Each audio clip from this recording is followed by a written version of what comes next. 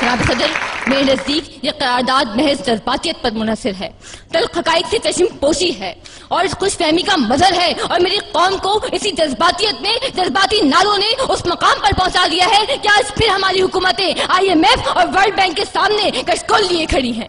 یہ حقیقت ہے، اور حقیقت سے منہ موڑ کر جذباتی باتیں کرنا میرے مخالفین کا طور طریقہ ہو سکتا ہے، مگر میرا نہیں۔ یہ حقائق روز روشن کی طرح ہر باشعور، سمجھدار اور درد مند دل رکھنے والے پر آیا ہے کہ ملک کی معیشت آج کہاں کھڑی ہے۔ ایک طرف اقلیت کی عیاشیاں ہیں، دوسری طرف عوام کی خودکشیاں ہیں، مائیں اپنے حمل اور باپ اپنے ہاتھوں سے اپنی نسل ضائع کر رہے ہیں۔ جس باپ نے بھوک اور بے روزگاری کے ہاتھوں پاگل ہو کر اپنے ہی بچے دریائے راوی میں پھینک دیے، اس کے لیے گنگا، جمنا اور راوی میں کیا فرق ہوگا؟ لگاؤ، تم آزادی کے نعرے لگاؤ اور ان نعروں سے ہمیں بہلاؤ۔ میں اگر بھوک کی شدت کا گلا کرتا ہوں، تم عقیدوں کے غبارے مجھے لا دیتے ہو، میرے ملبوس کے پرہول شگافوں کے عوض کتنی تقدیس سے فرمانے حیا دیتے ہو۔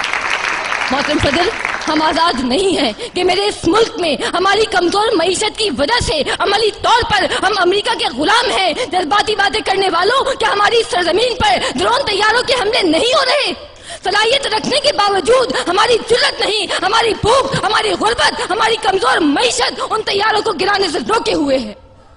محترم صدر، یہ کس قسم کی آزادی کی بات کر رہے ہیں؟ یہاں لوگ بھوکے، بے روزگار، بے آسرا اور بے اماں ہیں۔ نام رکھا ہے اسلامی جمہوریہ پاکستان، دین ہے اسلام، قومی اسمبلی کے باہر لکھا ہے کلمہ طیبہ اور میراثی فن کرتے ہیں مغربی جمہوریت کا۔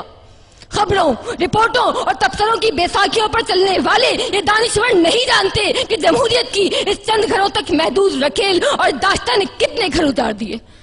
محترم صدر، میں قائد ایوان کے سوال کے جواب میں سوال کرتی ہوں کہ کیا ہمیں پاکستان اسی لیے دیا گیا تھا کہ ہم یہ دیکھیں کہ لاقانونیت اور معاشرے کی جڑوں میں تیزاب کی طرح پھیلی ہوئی کرپشن اپنی آخری حدود سے بھی تجاوز کر چکی ہے، ڈینجر زون عبور کر چکی ہے، معمولی سے معمولی اور جائز کام کے لیے بھی دام درکار ہے۔ سماج ایک شفاف منڈی میں تبدیل ہو چکا ہے جہاں قدم قدم پر میرٹ مطلوب ہے، جہاں محکمہ تعلیم جہالت کی تھوک منڈی ہے، جہاں عدالتوں میں انصاف ملتا ہے، جہاں قانون ساز قانون کی بوٹیاں نوچنے میں فخر محسوس کرتے ہیں، اور جہاں عوام اور اقتدار دو مختلف بلکہ متضاد قوتوں کا نام ہے۔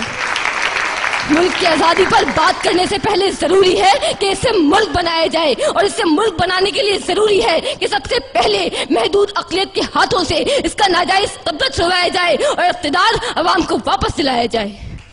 مجھے امید ہے کہ تمام حقائق کو مد نظر رکھتے ہوئے یہ باشعور ایوان اس قرارداد کو مسترد کر دے گا۔